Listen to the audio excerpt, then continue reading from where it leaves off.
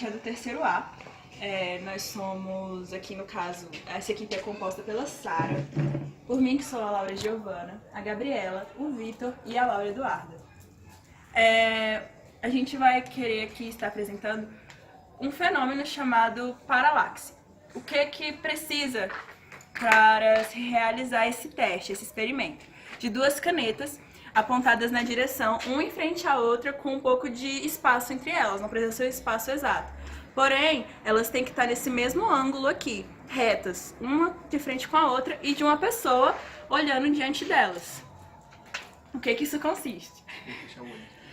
Aqui, vamos usar a Sara. Eu vou tapar aqui esse olho da Sara e a Sara vai ver as canetas pela perspectiva delas completamente retas. Esse ponto aqui, essa caneta vai tapar essa caneta aqui, no caso. A partir do momento que eu troco a visão da Sara, ela consegue distinguir as duas canetas pela mudança de perspectiva de vista. E esse é um dos exemplos da paralaxe. Esse experimento está querendo provar que tudo muda perante o observador, o referencial e o seu ponto de vista. Não é isso mesmo, galerinha? Olha.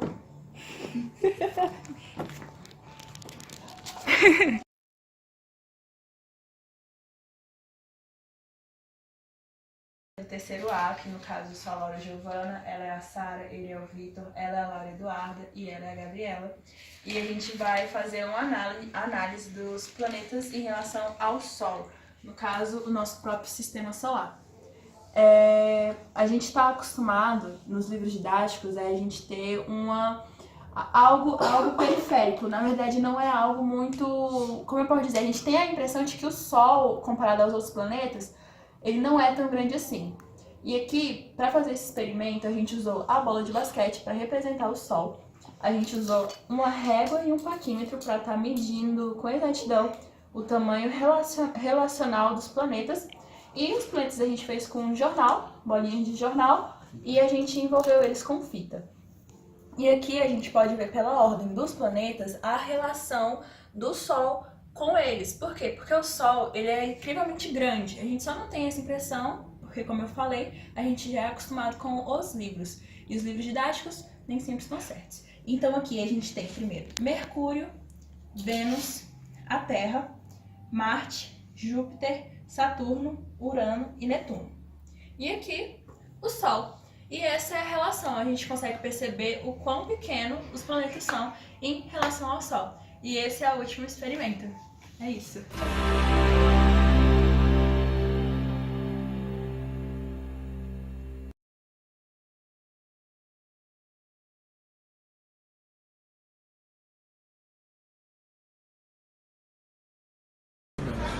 Nós vamos montar agora esse experimento que se chama corrente elétrica no meio eletrolítico.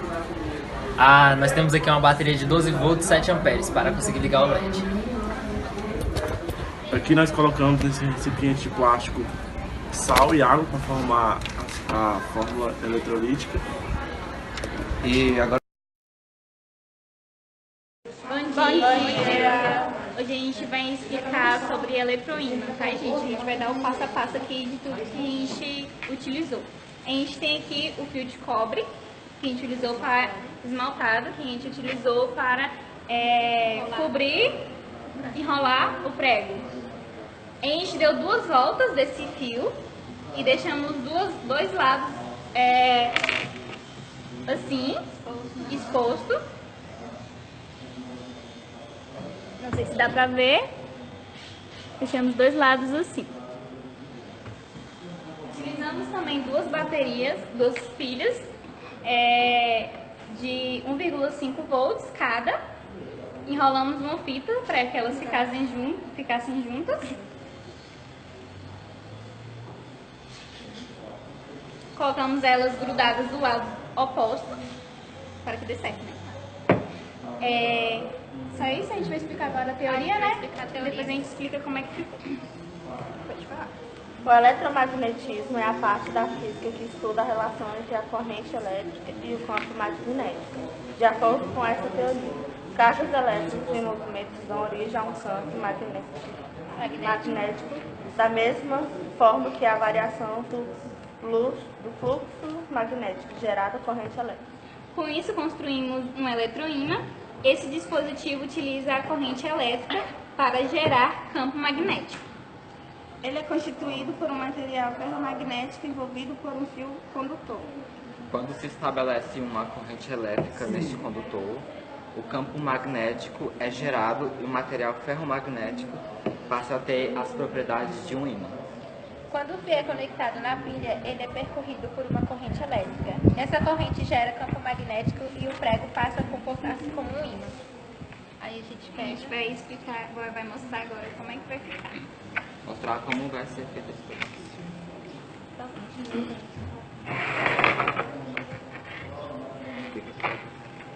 A gente coloca o fio exposto, essa parte da pilha.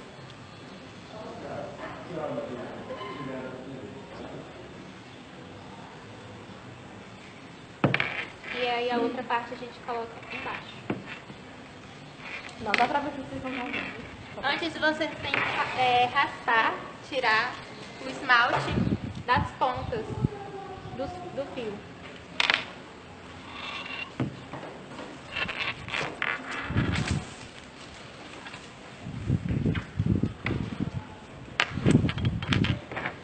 Está pronto. Solta de novo.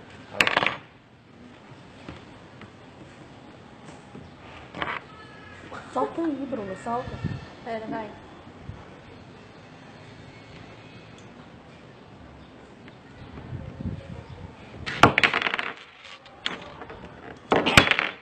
O menor.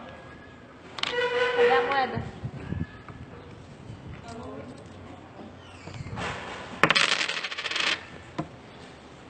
Pronto. Se no caso a gente tivesse utilizado um prego maior, a resistência seria maior e grudaria mais coisas pesadas. Oi, nós somos do terceiro ano B e vamos fazer experimento de física do professor Davis. Meu nome é Irma. Meu nome é Raíssa. Meu nome é Letícia. Meu nome é Robson. Meu nome é Leandro. Meu nome é Giovana. Meu nome é Jaine.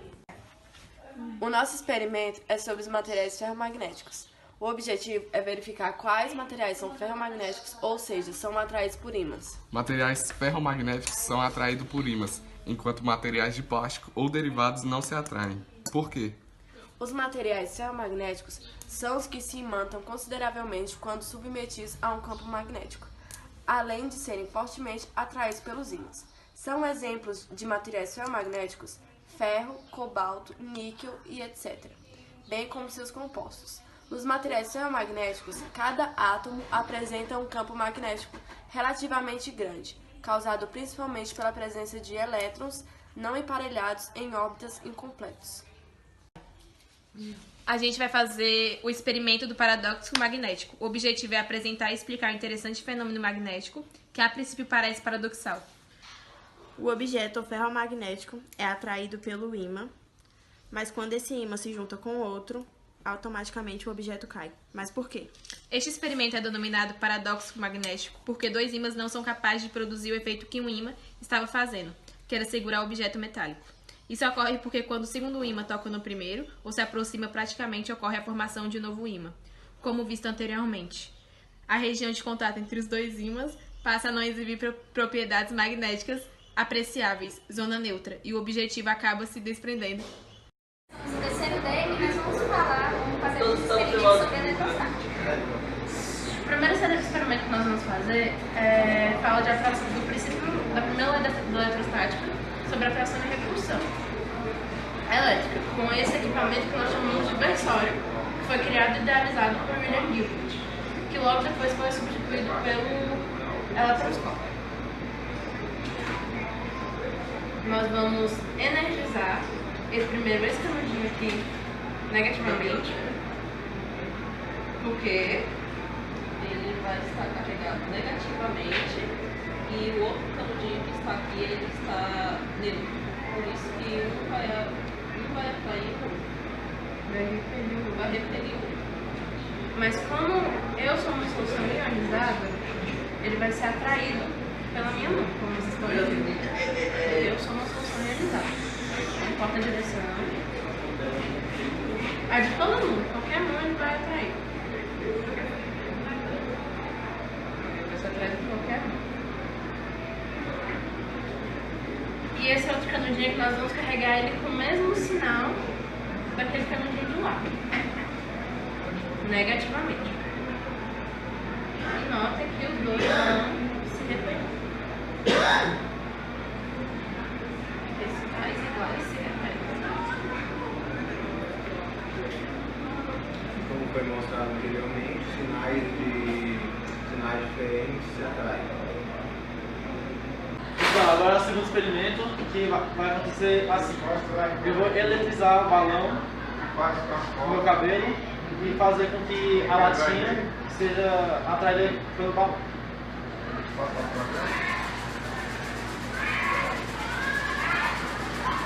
Aí você me passa no... Verdade?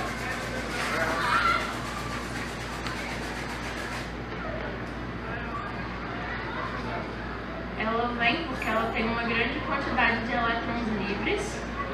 Isso faz com que seja mais fácil dela ser atraída pela carga negativa que está sobre o balão.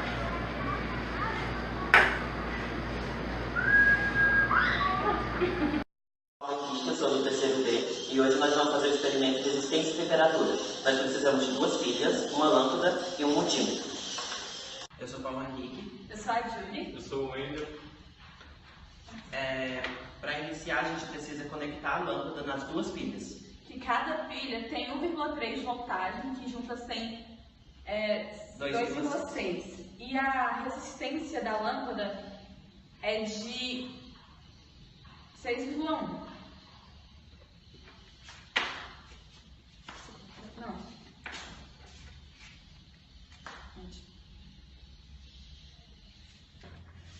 Bom, meu nome é Ronald e eu vou estar explicando a fórmula.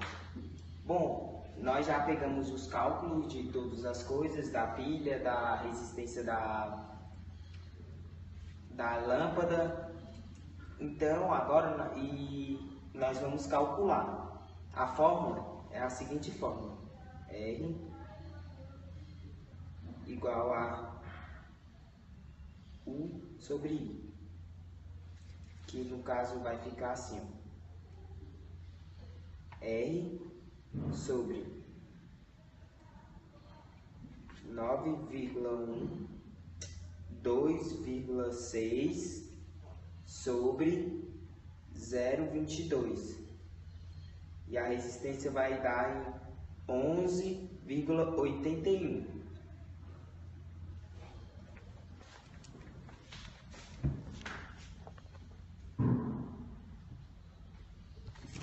Meu nome é Julie. Meu nome é Carlos. Somos do terceiro B. E esse é o experimento de efeito termoelétrico.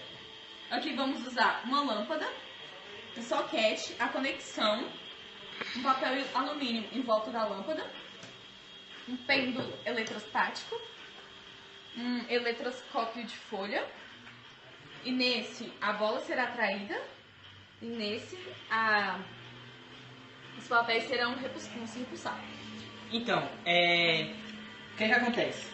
Quando liga a lâmpada na tomada e aproxima a lâmpada do eletroscópio, a energia passa para o alumínio, que passa para o alumínio aqui do eletroscópio, que abre as folhas.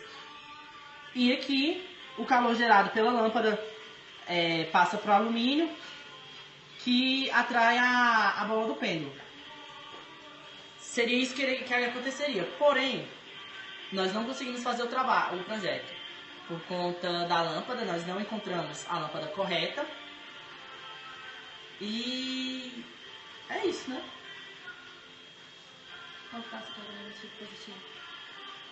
Isso não tinha lá não. Fala no passo. E aí, galera, vamos falar um pouquinho do funcionamento do carro elétrico. Primeiramente vou falar aqui da bateria.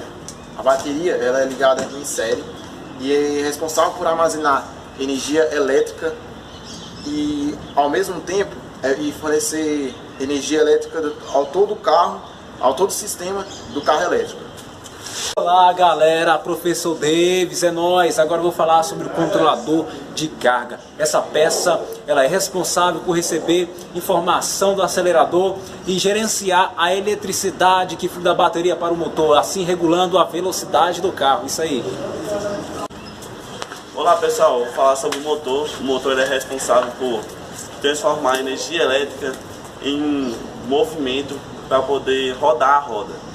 E com isso, junto a isso, tem a transmissão, que ela é responsável por conseguir fazer esse movimento da roda, pois o motor em si próprio ele não consegue rodar a roda sozinho porque o carro é muito pesado. Isso aí, é nóis. Valeu! E aí galera, hoje iremos explicar os materiais utilizados nesse motor mínimo e como ele vai funcionar. Iremos mostrar cada etapa que foi construída a partir de agora. A pilha é a bateria do projeto e ela fornece energia à bobina. E esse é o fio condutor, que ele conduz a energia da bateria até o fio rígido. Bom, o fio rígido, ele é essa parte aqui, onde ele vai segurar a bobina e através desse fio aqui ele vai transmitir energia. E esse é o ímã que vai criar um campo magnético, o que faça que o experimento funcione. Agora iremos mostrar o funcionamento do nosso experimento. Primeiro a gente vai ligar os fios condutores na bateria para que a bobina rode e crie outro campo magnético repelindo e aí se atraindo ao mesmo tempo pelo de baixo. Com o auxílio do nosso amigo Gabriel, nós fizemos a bobina funcionar. O que está ocorrendo é o seguinte: tem um campo magnético do ímã e com as cargas negativa e positiva vindo da pilha, está se repelindo com o campo magnético do ímã, caso que a bobina está gerando energia também. Pronto. Isso é tudo. Fiquem mais com esse tipo de vídeo no canal do Davis. E deixa o like. Esse é o nosso segundo projeto, o segundo trabalho, Motor Mínimo 3, que é praticamente a mesma coisa do primeiro, só que dessa vez temos dois ímãs fazendo com que se repita. Dois ímãs de campos magnéticos. Exatamente. Se repelindo, e vamos criar um outro campo eletromagnético com essa bobina, ligando o polo positivo e o negativo na bateria, fazendo com que ela rode. Tipo, basicamente só vai acontecer a rotação da bobina aqui. E vamos fazer aqui o experimento funcionar. Então agora vamos gravar o funcionamento do motor mínimo 3, que está na nossa folha, e é o nosso segundo experimento. Vamos para o teste número 1. Dá um tranco aqui. A nossa pilha ela está um pouco fraca, mas vai funcionar. Calma aí.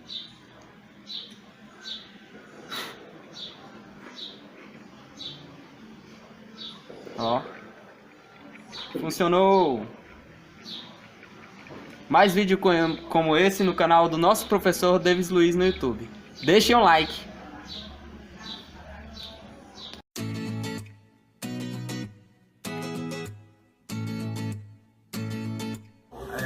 Queríamos falar nesse vídeo sobre transformação de série paralelos, arco voltaico e rigidez dialética do ar. Bom, ao tocar no metal, ele tem que virar um arco voltaico. E graças a ele é possível quebrar a rigidez do ar. E também graças também aos transformadores de séries paralelos, que liberam a energia que contém nesse arco voltaico. Para falar sobre rigidez dialética, temos que falar sobre materiais isolantes. Materiais isolantes são materiais que não possuem eletricidade, ou seja, eles não possuem elétrons livres. Por isso, a eletricidade não passa por ele facilmente, diferente dos metais. Eles possuem elétron livre e a eletricidade passa por eles facilmente. Aplicar uma alta tensão a material isolante, por exemplo, o ar, a partir de um certo momento ele irá conduzir eletricidade. Quando esse valor da tensão chegar a um valor chamado rigidez elétrica, no ar a rigidez elétrica é 3.000 volts por milímetro.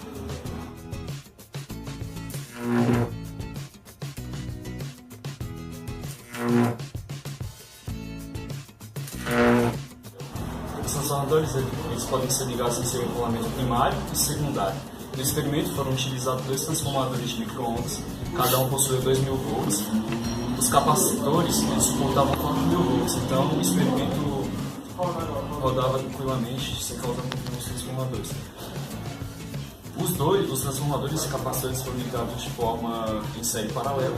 Quando está em série, a corrente não se divide, e quando está em paralelo, a corrente se divide. A ruptura dielétrica de um gás na qual produz uma descarga elétrica de plasma similar a de uma fagulha instantânea resulta no fluxo de corrente em meio isolante. No caso, a eletricidade vai se propagar em um meio que teoricamente é isolante e que passa a não ser mais isolante, como o ar. O ar é isolante, mas a partir do momento que nós quebramos a sua rigidez dielétrica, nós fazemos com que o ar deixe de ser isolante e passe a ser um condutor de energia. Mais especificamente, os seus átomos serão condutores de energia. Então, a partir do momento que ocorre uma ruptura da rigidez dielétrica de um gás, a eletricidade vai se propagar pelo ar, assim fazendo com que forme uma corrente elétrica. Essa corrente elétrica é denominada arco voltaico. O arco voltaico pode ser visto a olho nu por qualquer pessoa, e ele estará em uma temperatura de 2.000 a 2.500 graus Celsius.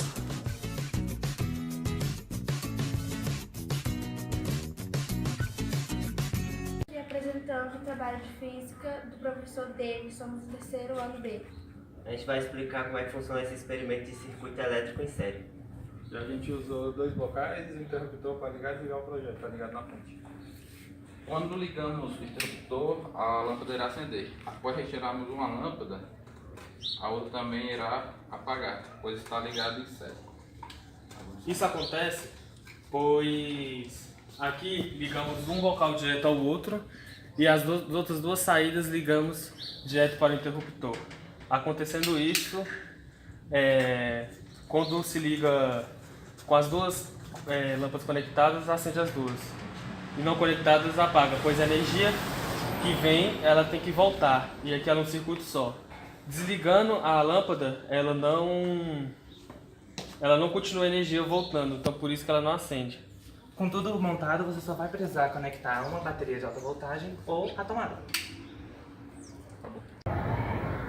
Oi, me chamo Valdivino Matheus e eu vim falar sobre a lei de Joule. Esta é uma lei física onde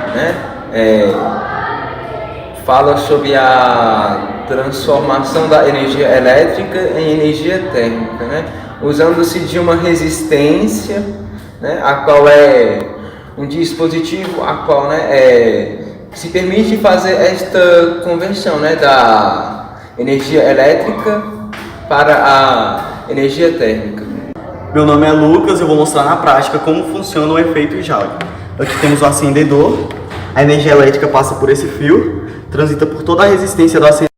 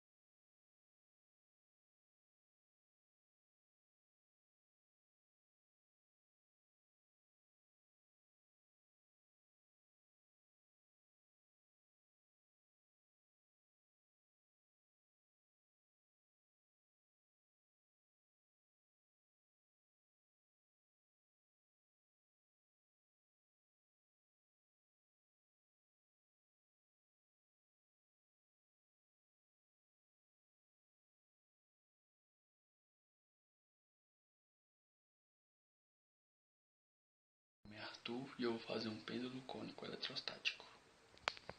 Um suporte que eu vou usar esse potinho, uma lã, uma bolinha de ping-pong e aqui um pêndulo com alumínio, bolinha de alumínio. Eu vou atritar a bolinha na lã, certo? Vou fazer isso. A umidade precisa estar nos 60 graus para poder dar certo. A bolinha com atrito da lã vai supor energia, que vai fazer o pêndulo balançar ao tocar ela e passar essa energia para ele. Pronto. O pêndulo vai encostar na bolinha. Espera fixar. Espera 30 segundos para a energia repassar e ele vai fazer um movimento giratório em volta da bolinha. Vou soltar. Olha, esse é o movimento que ele faria. A energia passada pela bolinha de ping-pong, atritada com a lã, faz a bolinha de alumínio girar em volta dela.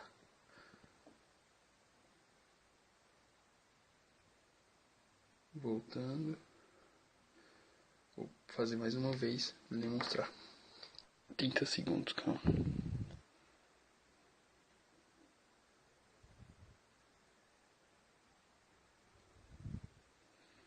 Vou soltar.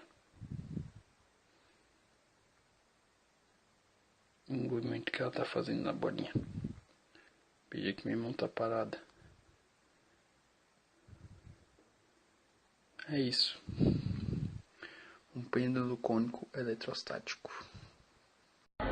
Nas pesquisas relacionadas ao campo da física moderna, é necessária a utilização de voltagens muito elevadas, que podem chegar a milhões de volts. Essas voltagens são utilizadas para acelerar partículas eletrizadas, como por exemplo, elétrons. Após atingirem tais velocidades, essas partículas são jogadas contra núcleos atômicos. Pensando em conseguir altas voltagens, que em 1929, o físico americano Robert Jameson Van de Graaff construiu o primeiro modelo, que recebeu o nome de gerador de Van de Graaff.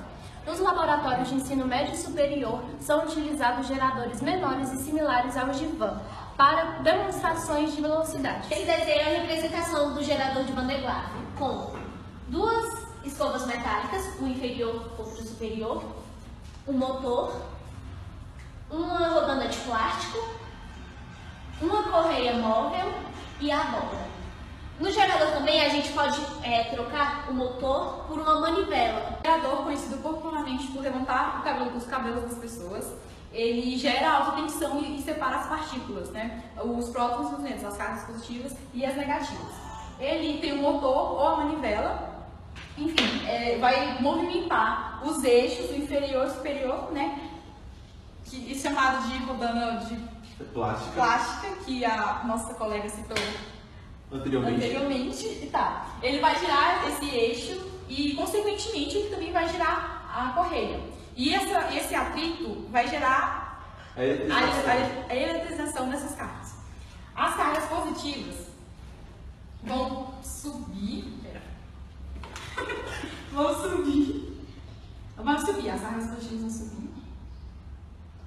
E vai se acumular nessa cúpula, nessa cápsula chamada de abóbora. E ela vai cada vez mais vai acumulando mais cargas positivas, que são os prótons, e vai querer sair alguma hora. Por isso que quando as pessoas encostam isoladas do solo, porque não pode... Isso, porque senão as cargas, em vez de ser divididas somente com o gerador e a pessoa, vai para a terra. Por isso que ela fica isolada. Então, quando ela entra em contato com a cápsula, as cargas positivas, como elas se referem, elas tentam achar um jeito de ir para as extremidades, elas vão para as extremidades e acabam se repelindo. Por isso que elas vão para pontas do cabelo, por eles serem maleáveis. E eles vão se separando, por serem cargas positivas, necessariamente eles vão se separar e levantar os cabelos. Tá, e as cargas negativas, elas vão se acumular aqui e o nosso colega aqui vai explicar esse mecanismo. O processo de que as cargas positivas têm de subir, elas são feitas da seguinte forma. como ela citou, o atrito entre a correia e a rodando de plástico acaba energizando negativamente essa correia. Só que tem um porém. Como essa correia como a rodana está carregada negativamente, ela vai acabar induzindo as cargas positivas da escova metálica. Isso vai criar um campo magnético entre esses dois objetos. Essas duas rodanas de plástico. Causando uma ionização do ar em volta da escova. Essa ionização vai acabar expulsando as cargas positivas da escova, transferindo elas para correia. Essa correia eleva as cargas positivas, que são absorvidas pelo peixe, também por ionização do campo magnético, e acabam se acumulando na abóbora. Só que tem um porém. Como aqui vai ficar carregado negativamente, essa energia precisa ser descarregada de alguma forma. Então, ou tem duas formas de descarregar ela: através de um fio terra que é conectado no solo, ou através de uma outra estrutura que vai ser carregada negativamente dentro dela. Outra curiosidade que não foi citada é que nesse gerador que a gente está explicando, quando a carga chega a 30.000 volts e essas cargas negativas e positivas encostam, elas acabam tensionando o ar, criando um feixe de luz, que é o raio. Vocês estão Essa descarga vai dar de 30.000 volts, dependendo também do material, do tamanho, vai depender muito, entendeu? Pode ser que com cargas menores já ocorra essa quebra do ar e com cargas maiores, porque esse gerador pode chegar a muitos volts. Agora, algumas atividades que podemos ser feitas usando o gerador. Descargas em gás a alta pressão explicam a ocorrência de relâmpagos e trovões. Princípio do funcionamento de eletroscópio de folhas. Descreve o funcionamento do eletroscópio de folhas.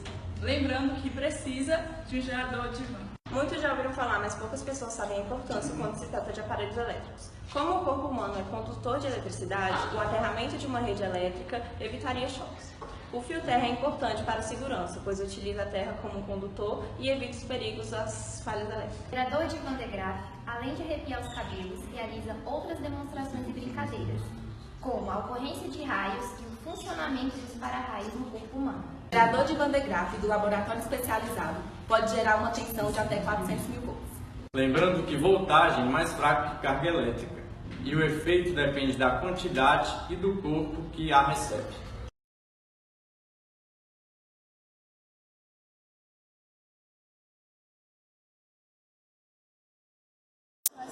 Para fazer experiências de balanço. Primeiro eu vou demonstrar como é que faz, depois logo em seguida eu vou explicar como é que é.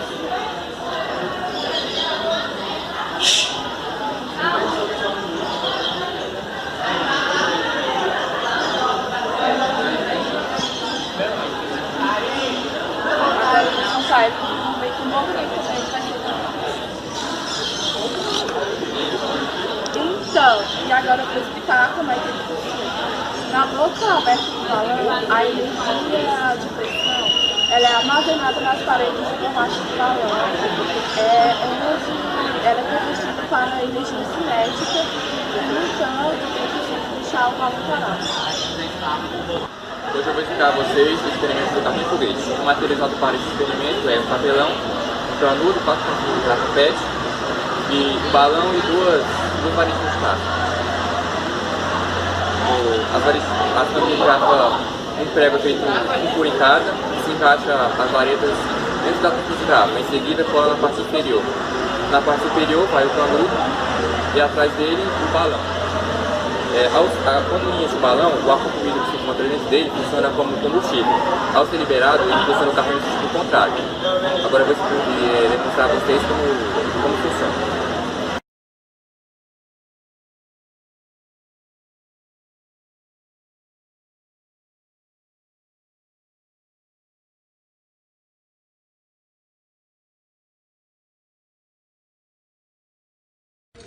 No nosso experimento de física, a gente vai precisar de um pote de vidro de palmito, uma mangueira de nível e 2 fios.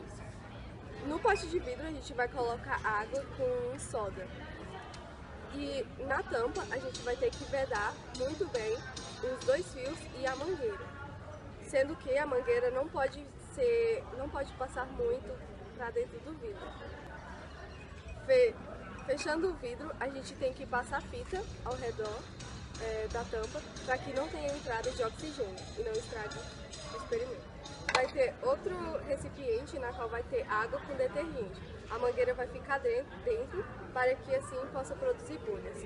Lembrando que as outras entradas do fio devem estar conectadas a uma bateria de 12 volts. Bom, o que acontece? Quando adicionamos a solda no vidro, com água, ela torna a água uma condutora de eletricidade. Realiza-se assim um processo chamado eletrólise, que é uma reação química onde ocorre a passagem de corrente elétrica através de um sistema líquido. Quando ocorre a eletrólise, as moléculas de água se decompõem, ou seja, nós teremos a formação de H2 e O2. Esses gases vão passar pela mangueira até o interior desse outro recipiente. Quando eles são injetados na água, a gente adiciona detergente e eles não vão conseguir sair porque vão ficar presos. Ao aproximarmos o fósforo, vamos perceber que esses gases eles são explosivos, ou seja, vai acontecer uma pequena explosão, pois será realizada uma combustão. E aí, após essa explosão, nós teremos novamente a junção de H2 e O2, ou seja, teremos água, H2O.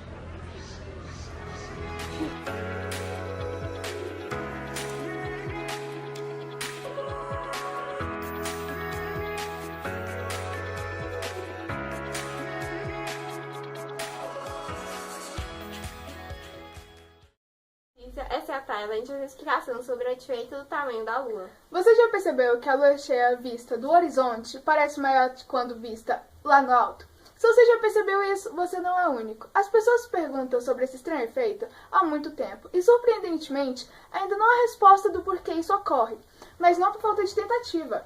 Grandes historiadores como Aristóteles, Da Vinci e Descartes já tentaram solucionar esse problema, mas infelizmente até hoje não arranjaram resposta adequada a isso. É difícil acreditar que aquela lua vista do horizonte seja o mesmo tamanho do que aquela vista lá do alto, mas elas são exatamente do mesmo tamanho.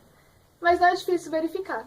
Fazer essa comprovação de que não existe tamanho da Lua independente de onde você olha de duas formas. A primeira forma seria você utilizando uma moeda. Quando você fosse fazer a observação da Lua no horizonte e no alto do céu, você utilizaria a moeda na frente do seu olho para fazer essa comparação. E você iria perceber que não existe a diferença do tamanho da Lua, elas são exatamente do tamanho igual. Outra forma de fazer essa comprovação seria você por meio de uma foto na câmera digital. Você faria o mesmo enquadramento na câmera das duas luas, tanto quando ela estivesse no horizonte, quanto quando ela estivesse no alto do céu. E dessa forma você também pode comprovar que, na verdade, ela possui o mesmo tamanho, independente de onde ela esteja. Viu? Não passa tudo de uma ilusão de ótica.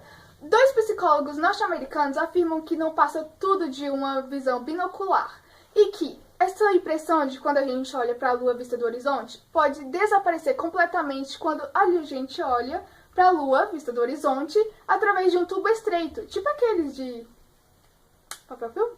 Papel alumínio? Isso. Na verdade, isso ocorre com qualquer objeto extenso visto do horizonte. E, até hoje, não é possível comprovar por que isso ocorre.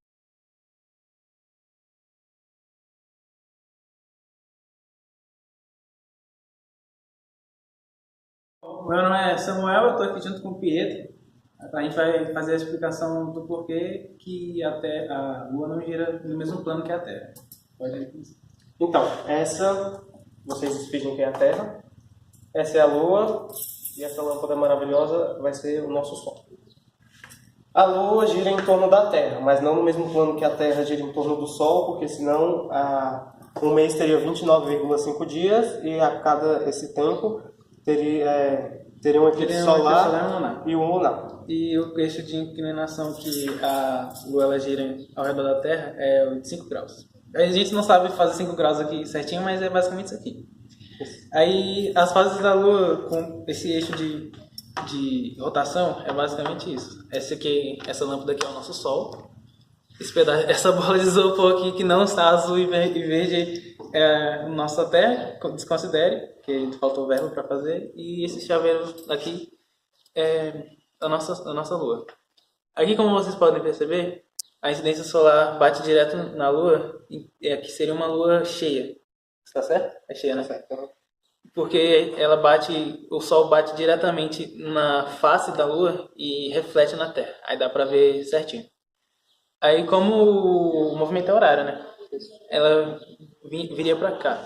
Aqui seria a fase que ela estaria quarto minguante, que pega só metade dela, e quando você vê a Lua só aqui cortada assim no meio, ela está na fase quarto minguante. Aqui, como a incidência solar está batendo mais nas costas da Lua, a parte da frente não reflete os raios solares. Então aqui é a Lua nova, porque a gente não vê a Lua. Esse é o lado negro da Lua.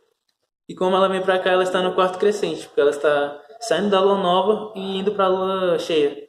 E é a mesma coisa da quarta minguante, você vê só um pedacinho dela. E esse ciclo se repete e vai se repetindo. Oi, o experimento que vocês vão ver é um copo em rotação devido ao surgimento de correntes elétricas induzidas. Quando o ímã começa a girar, ocorre uma variação da quantidade de linhas de campo nessa região, o que faz com que surja uma força eletromotriz que produza uma corrente elétrica induzida. É possível determinar o valor da resistência de um resistor de duas maneiras. Uma, utilizando equipamentos de medição de resistência, como o multímetro, e de outro modo, utilizando uma tabela de cores. Para a segunda opção, a identificação por meio da tabela de cores se dá através das cores contidas no corpo do resistor. Visando uma fácil interpretação, o código de cores de resistores é analisado através de faixas, sendo cada faixa com sua função. Pode-se ter códigos para resistores de 3 faixas, 4 faixas, 5 faixas e 6 faixas.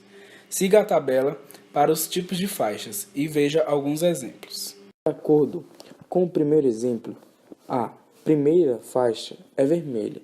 De acordo com a tabela, vale 2. A segunda faixa também é vermelha, ou seja, 2.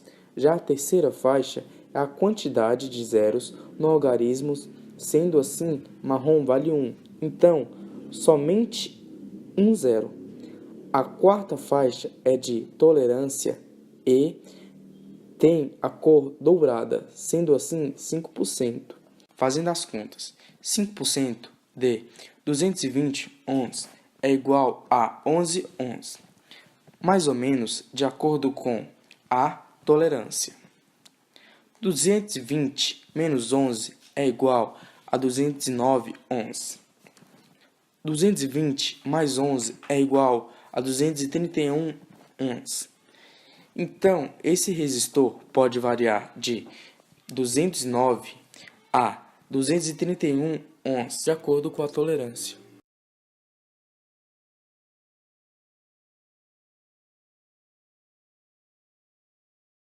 Bom, o nosso grupo é resistores em série.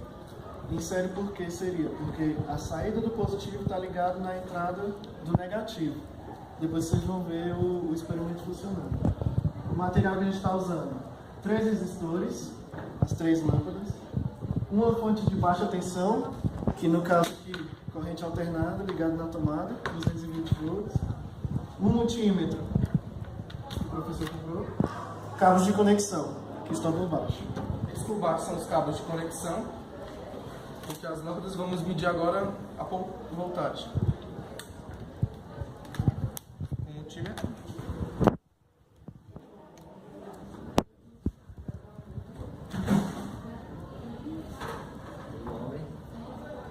Pode aí que está marcando 210. Agora vamos medir ela individual. 102.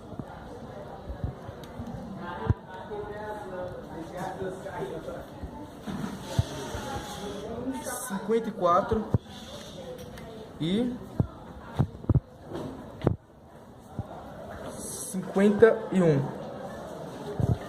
Por ser uma corrente alternada, o resultado nem sempre vai ser o mesmo.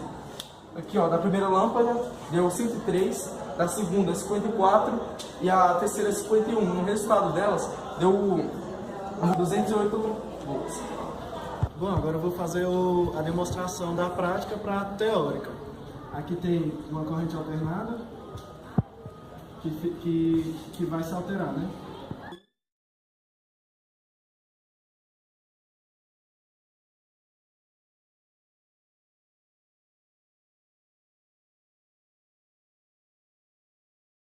E aqui a gente tem a chave. A corrente alternada é 210, né? Que no caso é 220, só que fica variando. Aí aqui fica variando de positivo para negativo para positivo. Nem sempre tem uma corrente certa. Aí, como ela tem que passar por todas para chegar até a outra ponta, se a gente tirar uma, as outras não funcionam. Que é o caso aqui.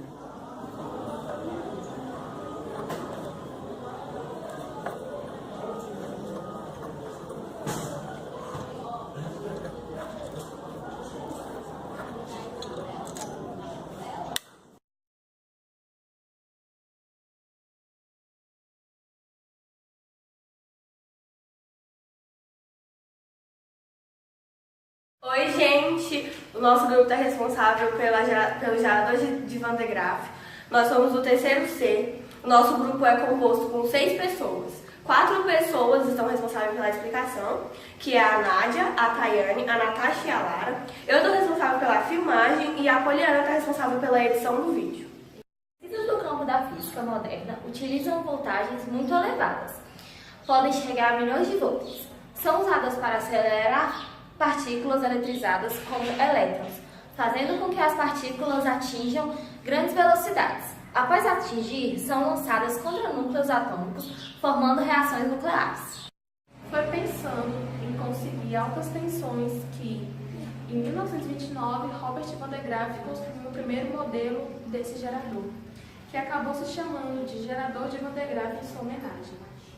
Esse aparelho teve e ainda tem larga aplicação na física atômica, na medicina e na indústria. E nas escolas, nos ensino médio e superior, nos laboratórios, utilizam-se esse aparelho simplificado para fins de demonstrações de eletricidade. Então, isso daqui é uma foto ilustrativa do nosso experimento, que é o gerador de Van de Graaff. E quando o motor começa a girar, o rolete fica com cargas negativas e a correia positiva. Isso vai acontecer porque o gerador tem a correia de nylon e o rolete de PVC. O campo elétrico entre o rolete e a correia aumenta e o ar em torno da escova se ioniza. Aí as cargas positivas das moléculas de ar passam para a superfície da correia e as cargas são levadas para a esfera metálica. São coletadas pela escova superior, assim a grande quantidade de cargas na esfera metálica é acumulada. O objetivo do gerador de Van de Graaff é criar eletricidade estática e utilizar essa eletricidade para o experimento. Esses geradores possuem corrente constante e nele o que varia é a tensão. A corrente só varia de acordo com a carga. Quanto mais próximo o objeto à esfera do gerador, menor fica a tensão nele. O modelo mais comum do gerador de Van de Graaff é o que cria atrito entre a correia e os rolamentos.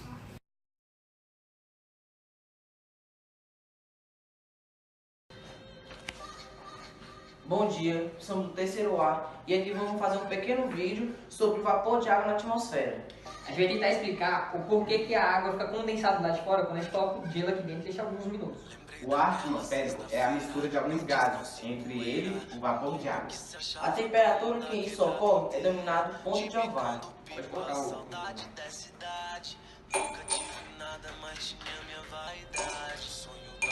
Bom, consiste em apenas só colocar o gelo e esperar que constanciar, mas a gente já fez um processo antes para agilizar o processo.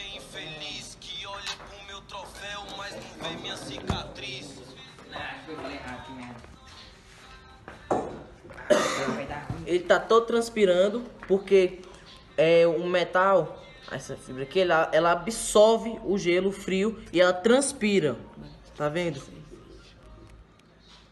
Quando passar a mão, ela chega e muda. É basicamente isso. E a quantidade de vapor de água existente em um certo volume do ar depende das condições climáticas. Ou seja, se aqui o gelo, né, é frio, no caso, ele absorveu o frio e está agora transpirando. É isso.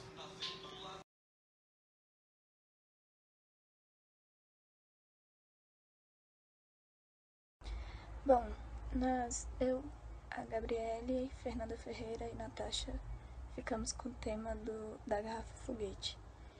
E o objetivo do experimento é demonstrar o princípio do funcionamento de um foguete. Os materiais usados foram alguns metros de arame ou fio rígido, no caso a gente usou arame, uma garrafa PET de 2 litros, um prego, um martelo, álcool e fósforo. Para montagem a gente fez um furo no centro da tampa da garrafa com o prego e o martelo, amarramos 2 pedaços de arame ao redor da garrafa e esticamos o arame para que a garrafa ficasse presa.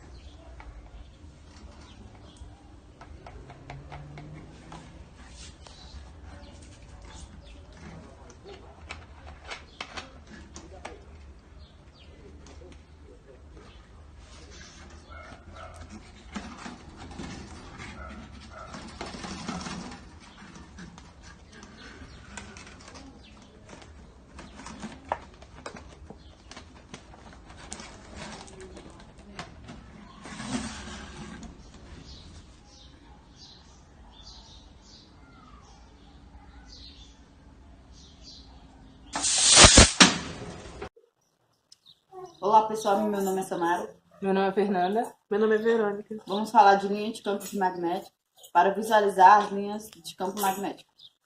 Aqui a gente pode ver, esse aqui a gente tem o ímã, o obstáculo que é o papelão, e aqui a limalha de ferro, que é obtida da queima do bombril.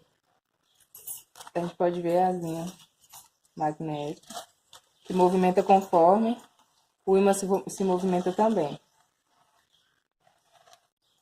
Aí a gente pode trocar aqui por esse outro formato, que vai também no formato que ele faz, as linhas magnéticas se movimentam.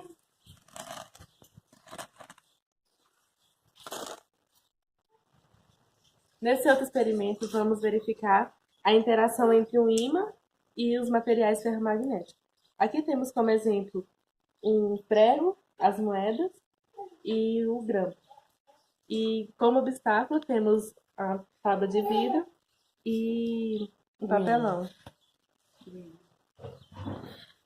Aí podemos ver a movimentação, que é a interação entre eles. Conforme o ímã se movimenta, os objetos também se movimentam. Podemos ver aqui que a gente trocou o obstáculo, agora é um papelão. Temos aqui o ímã e os objetos do mesmo jeito, que é a influência sobre a outra massa. Aqui. E a interação também é a mesma.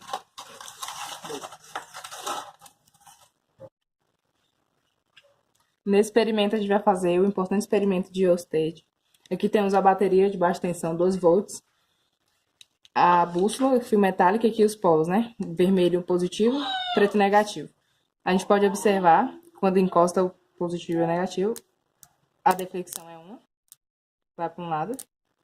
E quando a gente troca os polos, a deflexão da agulha vai para o outro lado. Mexe ao contrário.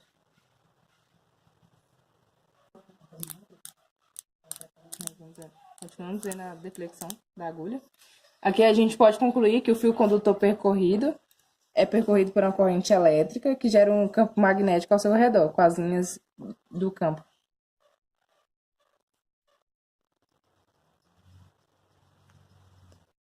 São o fio do fone de ouvido, aí tira só aquelas pontinhas e coloca no ouvido, aí conecta aqui na laranja, garrafa PET, um papel, folha de papel, e aqui dentro temos o cobre, a esponja e o ímã, que é onde o cobre transmite energia para o ímã.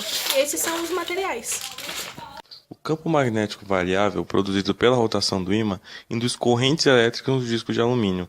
Essas correntes criam seu próprio campo magnético. A interação dos dois campos magnéticos provoca a rotação do disco de alumínio no mesmo sentido do ímã.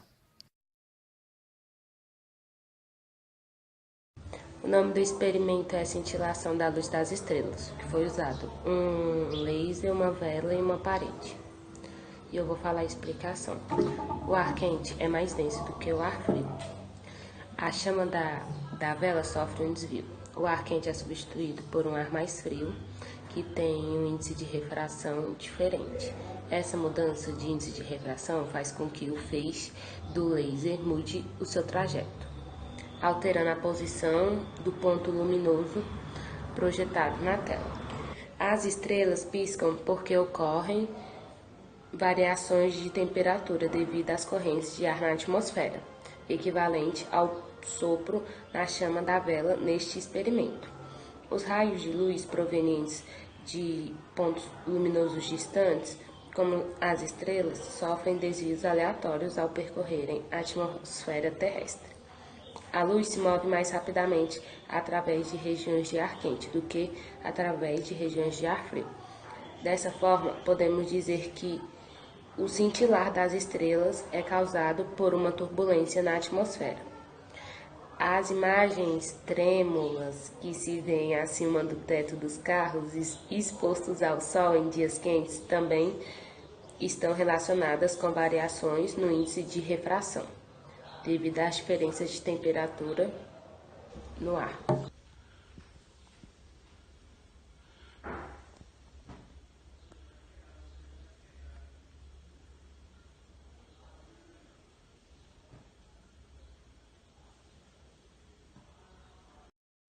Oi, gente! Hoje a gente vai explicar da parte interna do gerador de Van de Graaff. Primeiramente, eu vou falar dos materiais que precisamos para realizar esse experimento caseiro. Um suporte, ou seja, uma base, um motor, 2 roletes, uma correia da espessura fina, 2 escovas, que fica uma na parte de baixo e outra na parte de cima, um cano e pode ser uma bandeja de salada que não tenha nem amassados, nem furos, nem nada do tipo, para que as cargas não sejam despejadas para fora, porque as cargas têm que ficar todas dentro desse gerador. E agora vamos falar como que acontece o processo. O motor, ele gira os roletes que ficam eletrizados e atrai as cargas opostas para a superfície externa da correia, através das escovas. Ou seja, as escovas que transmitem as cargas para a esfera metálica. A correia, ela transporta essas cargas entre a terra e a cúpula. Vamos falar sobre o efeito gerador em uma pessoa.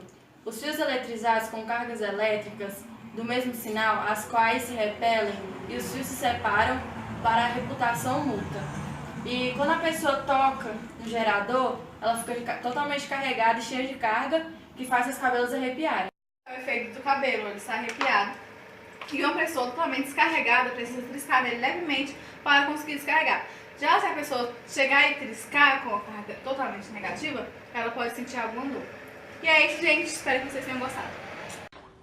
E galera, vamos falar agora sobre a planeta Terra e a gravidade. O objetivo desse experimento é analisar a forma de como a força da gravidade atua no planeta Terra. O objetivo aqui é explicar o porquê que os países que estão nessa região do globo, por exemplo, a ilha de Barkner, fica aqui embaixo, só que os habitantes não caem para fora do globo. Esta força de atração está dirigida para o centro da Terra, como se sua massa estivesse toda centralizada nele. É isso aí. Vamos falar sobre o nosso projeto, a caixa de som. Só que não ficou esperado como a do vídeo, mas vamos explicar do mesmo jeito. E o celular manda a carga para o cabo do fone. A carga é passada para o fio de cobre. O ímã, ele não é atraente, mas quando o cobre tem energia, o ímã começa a ficar atraente. E aqui dentro, pode chegar mais perto, Paulo. Aqui dentro, ó, tem uma esponjinha. Essa esponja, ela faz aquele movimento do som, do grave. Só que aqui não funcionou, vocês podem ver, ó. Ele não tá funcionando realmente nada, ó. E fizemos igual o vídeo. Ó, não tá indo. Ele mais cedo ele tava fazendo só puxando aqui. Só que mesmo assim não tava saindo som. Só que eu não sei se foi a bucha que já desgastou, mas ele não tá mais fazendo barulhinho e nem saindo som. E é isso. Nós vamos descer o F.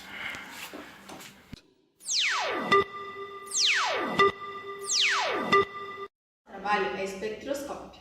O objetivo é analisar e construir o espectroscópio. Aqui está o nosso, a gente usou cano PVC, cartolina preta e CD. O CD contém muitas trilhas próximas que refletem a luz, ocasionando a sua interferência.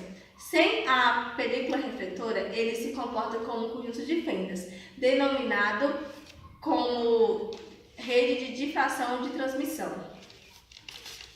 Então, gente, quando a luz branca reflete nessas fendas, ela se individualiza em raios discretos, que dispersam formando diversas cores. A luz branca, ela resulta na reposição das infinitas cores dos aspectos visíveis.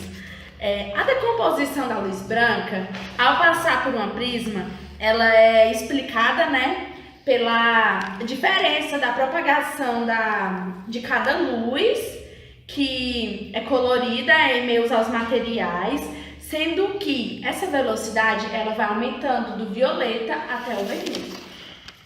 A velocidade da propagação da luz aqui no meio, ela muda de acordo com a refração, que é definida como N igual a C sobre V, que faz com que ela sofra uma refração sobre um determinado ângulo. E agora a gente vai mostrar como ficou o nosso experimento.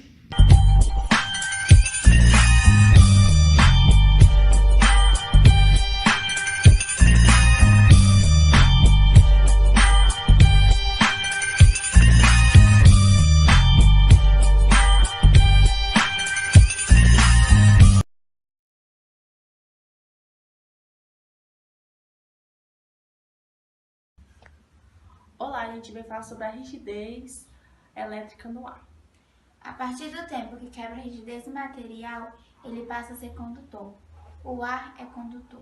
E com isso vamos falar sobre o ar voltaico. E com isso vamos precisar de 2 transformadores de micro-ondas, que cada um tem 2.000 volts. Juntando os dois tem 4.000 volts.